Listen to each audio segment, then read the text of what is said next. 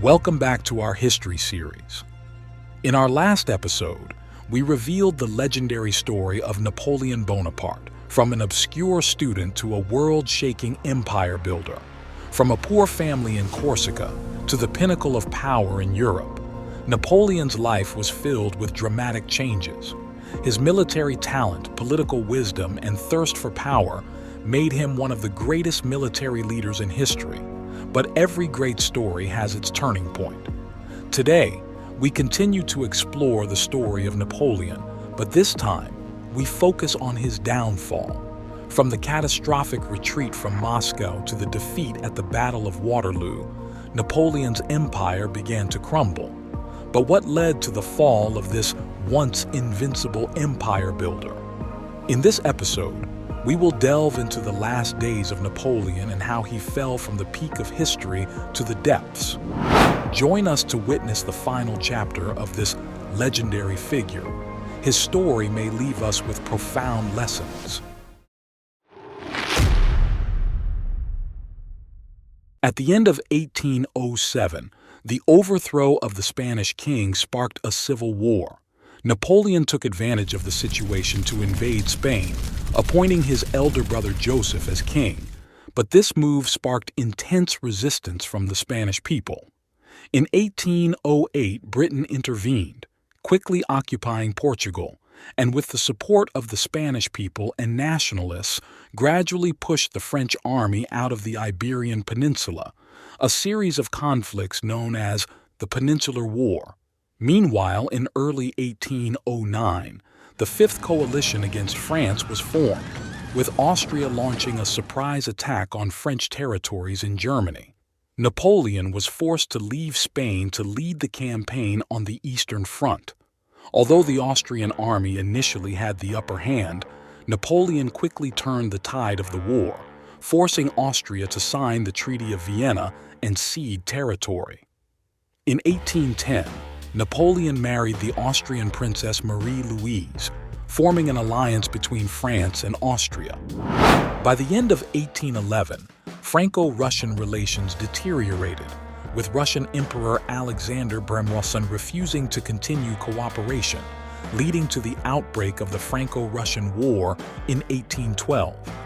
Napoleon, the great emperor of France, led his grand army, a formidable coalition of multiple nations, totaling an astonishing 600,000 men, pushed eastward, intent on conquering the vast expanses of Russia. This military campaign, later known as Napoleon's Russian Campaign, was an unprecedented military expedition. However, what seemed like an assured victory quickly turned into a harsh and brutal reality in the cold of Russia. Faced with this mighty invading force, Russia adopted the scorched earth tactics and policy. This meant that as the Russian army retreated, they deliberately destroyed or removed all resources that could be utilized by the French army, including food, shelters, and even entire villages. The purpose of this strategy was to deprive Napoleon's army of supplies on the vast and resource-scarce Russian land, thereby weakening their fighting capability. As time went on, Napoleon's army began to feel the destructive impact of this strategy. With the harsh Russian winter setting in, the French army suffered from a lack of sufficient food, shelter, and supplies. Soldiers struggled in extreme hunger and cold, with disease and death becoming the norm on their march. Ultimately, the invasion of Russia turned into a disaster for Napoleon, as his army suffered heavy losses during the retreat. This campaign was not only a significant blow to Napoleon's military career, but also marked an important turning point in history, signifying the beginning of the decline of the Napoleonic Empire. Meanwhile, an attempted coup in France forced Napoleon to return, ultimately with only 100,000 soldiers surviving back to France. On December 25, 1812, after the disastrous Russian campaign, Napoleon handed the remnants of the Grande Armée to Marshal Murat and hurriedly returned to Paris to stabilize the domestic situation and rebuild his army. He rapidly conscripted over 350,000 new soldiers, but this new army lacked experienced veterans and officers, and there was a severe shortage of cavalry and horses. On March 12, 1813, Napoleon reorganized the new army, including 11 corps commanded by marshals such as Davout, Victor, and Ney, and an elite imperial guard. These troops were deployed under the Elbe Army, commanded by Prince Eugene, and the Main Army, commanded by Napoleon himself. At the same time, the Russian Empire Army crossed the Oder River, successfully allying with Prussia and Sweden to form the Sixth Coalition against France, further intensifying the military pressure on Napoleon. These series of actions marked the beginning of a new phase of European resistance against Napoleon and highlighted the immense challenges he faced in rebuilding his army. In the spring of 1813, the situation on the European battlefields became increasingly tense for Napoleon. On April 17th, he arrived in Mainz to deal with the administrative and financial issues of the Main Army. At the end of April, he established his headquarters in Weissenfels, formed the 12th Army, and met with the Elbe Army heading south. Then, in early May, Napoleon crossed the Saale River and advanced towards Leipzig, encountering enemy forces at the Lutzen stream, where Marshal Bessières, the commander of the Imperial Guard cavalry, was killed in battle. On May 2nd, the coalition forces launched an attack near Lutzen against the French army, leading to fierce combat. Napoleon personally arrived at the battlefield, stabilized the situation, and ultimately forced the coalition forces to retreat. The coalition withdrew towards Dresden, after which Napoleon dissolved the poorly performing Elbe Army and reorganized his troops. On May 8th, he entered Dresden and received support from the King of Saxony. After regrouping in Bautzen, the coalition forces engaged in the Battle of Bautzen on May 20th. Napoleon planned a full-scale attack on the coalition forces, but Marshal Ney's misjudgment allowed the coalition to retreat safely, causing Napoleon to miss a decisive victory.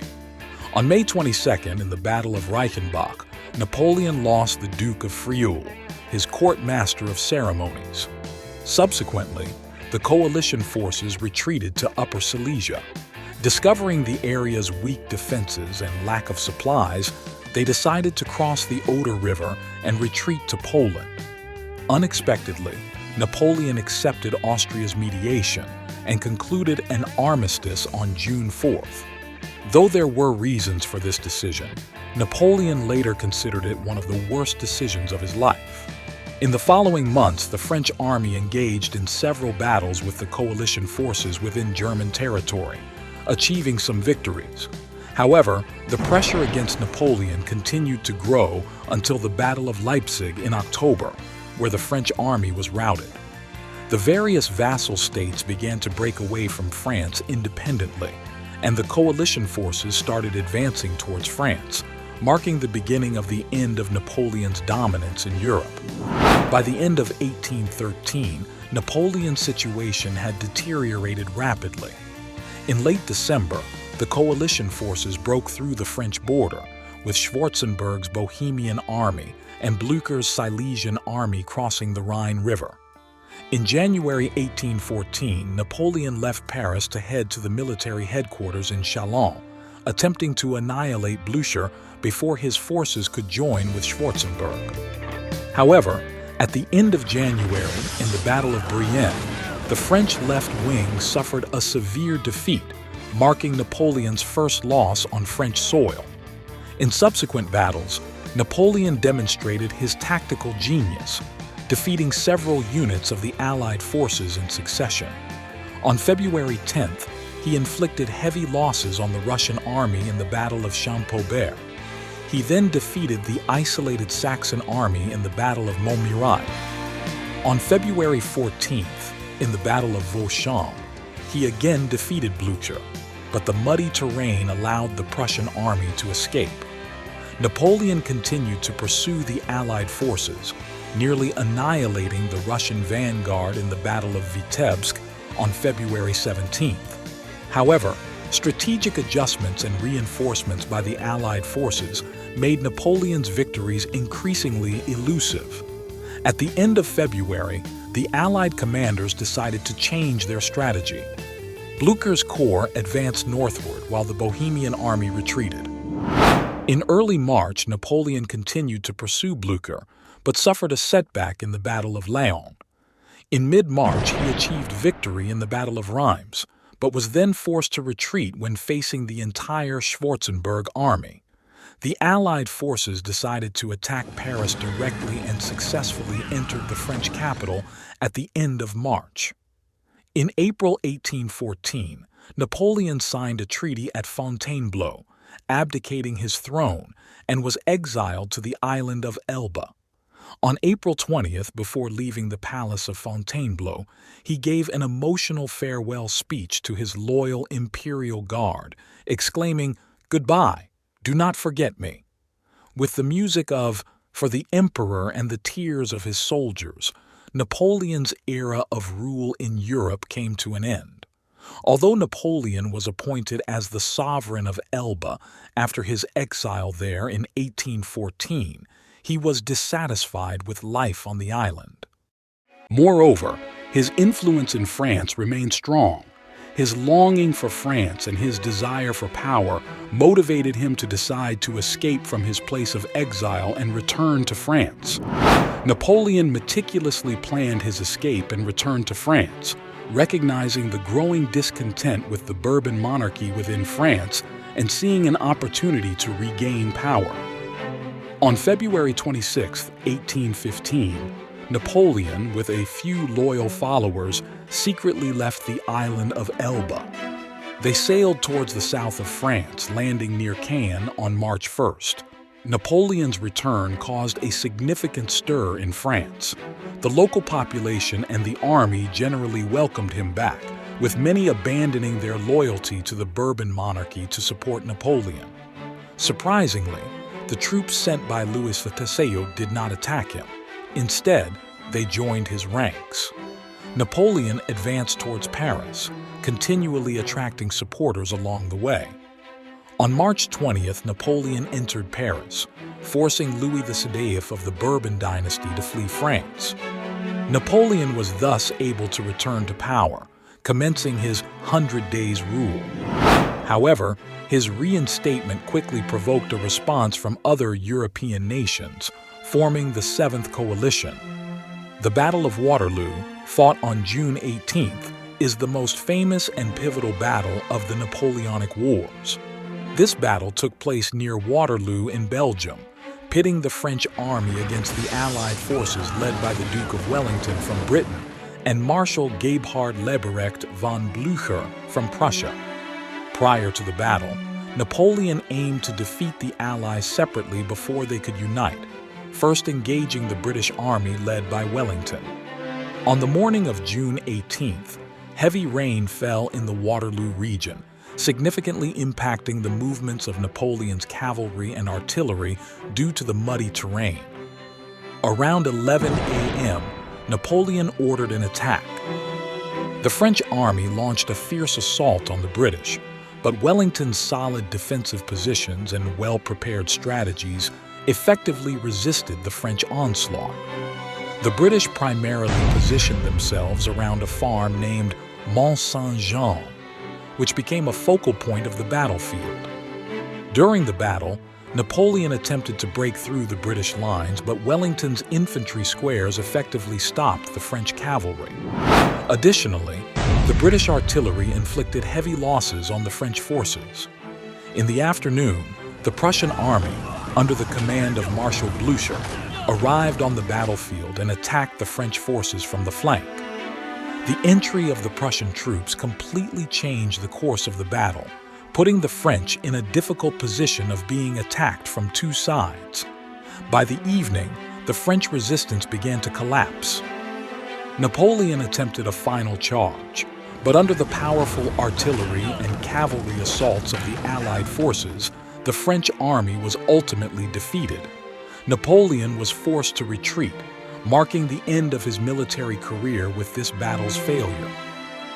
After the battle, on July 15th, Napoleon sought peace with Britain and was subsequently exiled to the remote island of St. Helena in the Atlantic Ocean, which virtually became his prison. On the island, Napoleon chose to live out the rest of his life with dignity, refusing to escape, as he valued honor more than life itself. In 1821, Napoleon's health deteriorated rapidly, and he died on May 5th on St. Helena. The cause of his death has been a subject of mystery. Some say it was stomach cancer, while others believe it was arsenic poisoning. Napoleon's remains were initially buried near the Valley of the Tomb, next to a spring on the island of St. Helena. 9 years after Napoleon's death, his statue was re-erected under public pressure at the Vendôme column in Paris. In 1840, under the orders of Louis-Philippe Wayne from the House of Orléans, Napoleon's remains were exhumed to be returned to France. On December 15th, Napoleon's coffin was solemnly transported back to Paris. After passing through the Arc de Triomphe, it was laid to rest at the Les Invalides, next to the river Seine, symbolizing the final resting place of this great leader. These were the pivotal moments of Napoleon in European history, from his rise to his ultimate defeat. But this also raises a thought-provoking question.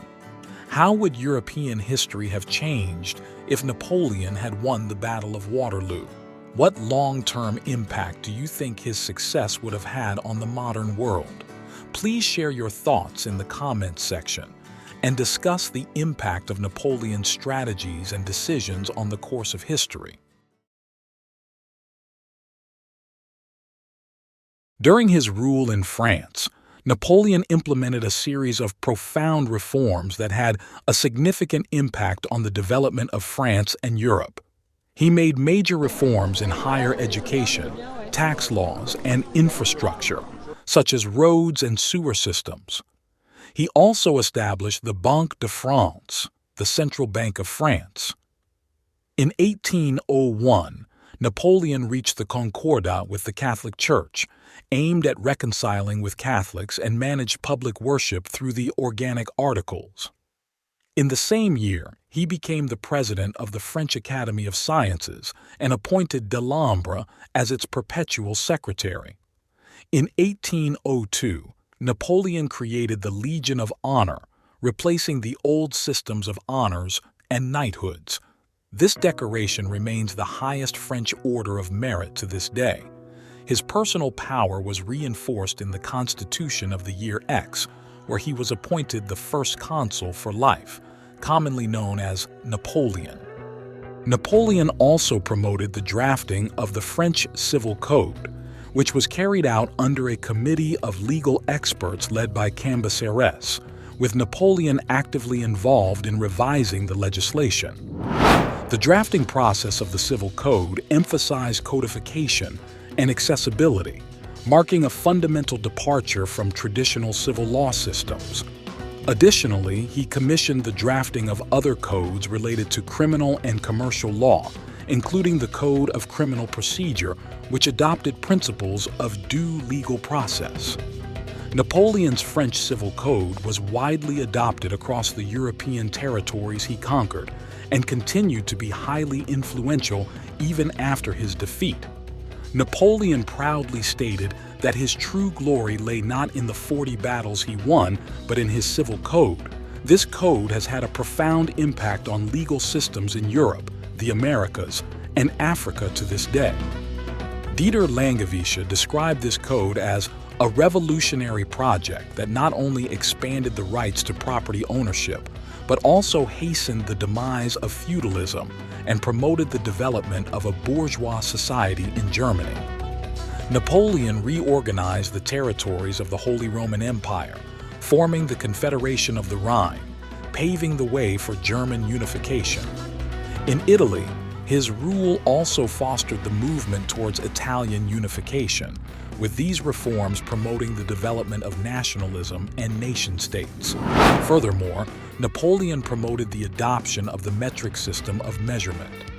In 1799, France officially introduced this system. Although initially unpopular in French society, Napoleon's rule significantly promoted the widespread adoption of this new standard within France and its military sphere of influence. In 1812, he legally promoted traditional units of measurement, but adopted the kilogram and meter as the basic units, laying the foundation for the widespread implementation of the metric system in Europe by the mid-19th century. Napoleon was crowned Emperor of France on November 6, 1804, transforming the Republic into an empire. Self-styled as the Emperor of the French during his reign, he suppressed several rebellions against his rule and enacted the far-reaching Napoleonic Code, laying the foundation for the social order of Western capitalist nations. Napoleon was renowned for his military prowess, leading the French army to victory in many large-scale battles, including against the anti-French coalitions of Britain, Prussia, Austria, and Russia. His reign witnessed the massive territorial expansion of France, including becoming the King of Italy, the protector of the Confederation of the Rhine, and the colonial master of the French Empire. Under his leadership, most European nations, except Britain, were either subjugated or allied with him, forming the vast Napoleonic imperial system. He also proposed the concept of the United States of Europe, attempting to realize it through military force. Napoleon's hegemony ultimately led to chaos in European international relations and was restructured into a new European order at the Congress of Vienna following his defeat. In the political realm, Napoleon's influence was equally profound. His Napoleonic Code became a model for the civil law tradition, influencing subsequent legal texts like the German Civil Code. His ideals, such as liberty, equality, and fraternity, spread widely with his territorial expansion, and he is considered a forerunner of modern democratic and national state concepts. Napoleon's legacy is remembered by many, including his enemy, Great Britain. In 1855, the then Prince of Wales, Edward VII, knelt in homage at Napoleon's tomb during a visit to Paris, and he was also admired by later political figures such as Hitler and Mussolini. Thank you very much for watching this video. Together, we explored Napoleon's history and his profound impact on the world today. I hope you enjoyed this historical journey and gained new insights and inspiration from it. If you like this video, please don't forget to hit the subscribe button. Your subscription is very important to us and helps us continue to create more interesting and in-depth content. Also, please give this video a big thumbs up and share it with your friends and family. Every interaction from you will help our channel grow and allow more people to enjoy these fascinating historical stories. Thank you again for watching and supporting us. See you in our next video.